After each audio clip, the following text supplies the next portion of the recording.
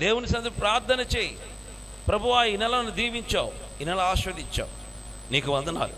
ఇదిగో నా బిడ్డలు ఏమైనా నీ పట్ల ఏమైనా తప్పు చేశారా, క్షమించు. నా భర్త ఏమైనా పొరపాటు చేశారా, క్షమించు.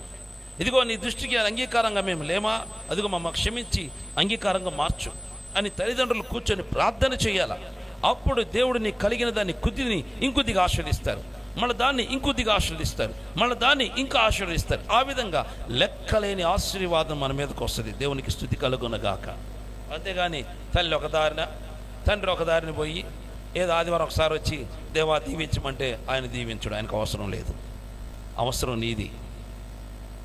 దేవుని ఆశీర్వాదం పొందుకోవాలని అవసరం నీది, ఆయనకు కాదు. నీకు ఇవ్వాల్సిన అవసరం ఆయనకి లేదు, అడుక్కుంటూ ఇస్తాడు. ఆయన దీవించాల్సిన అవసరం లేదు, ఆల్రెడీ దీవించేశాడు. కానీ ఆయన మార్గంలో వస్తే దీవించబడతాం. అందుకే ఏం చేయాలి, అందరూ ఒకే మార్గంలో గృహాన్ని కట్టుకోవాలి. గృహం అంటే నీ ఇంటిని, నీ ఇల్లు అంటే భార్య, భర్త, పిల్లలు.